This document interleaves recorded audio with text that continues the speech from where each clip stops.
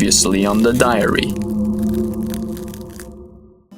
The day before yesterday, Jessica was swearing in class like your average hip-hop rapper. Yesterday, she was sent to juvie boot camp for the entire year. But today, Jessica had an affair with Mr. Valdez, and he got fired for it. I went to see Mr. Rogers after class. I lied and asked him to be honest with me and to tell me what he knew about her not coming back to school. There's still no sign of her. But he didn't really know anything at all. There's a new rumor about Jessica at school today. It's even better than the last. The last time anyone saw Jessica was at Bobby's pool party. Apparently, she was the last one to leave, or the one not allowed to live. I have to know what happened. Seriously, my other sources are 15-year-olds. I hope she's okay.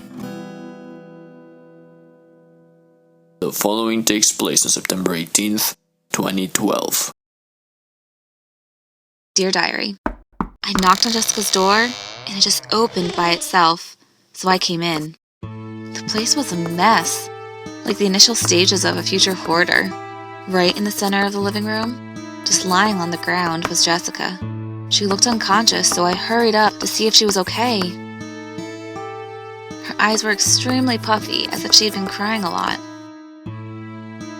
I tapped her shoulder, and in less than a fraction of a second, she pulled a good distance away from me and stared at me as if she couldn't recognize me. But I know she did. It was more like she didn't expect me.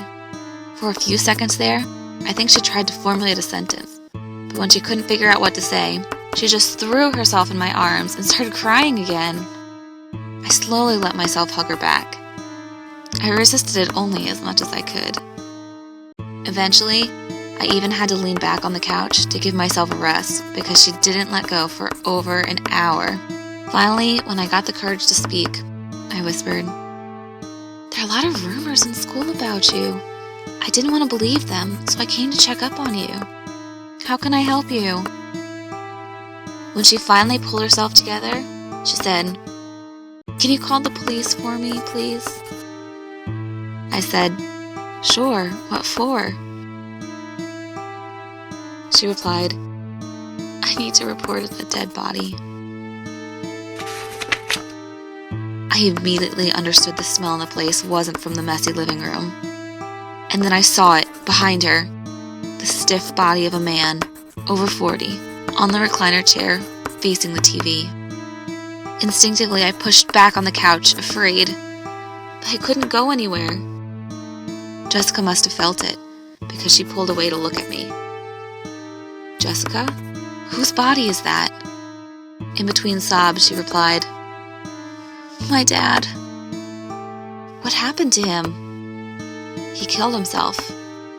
"Suicide?" She looked at the body, and then back at me. More like euthanasia, but yeah.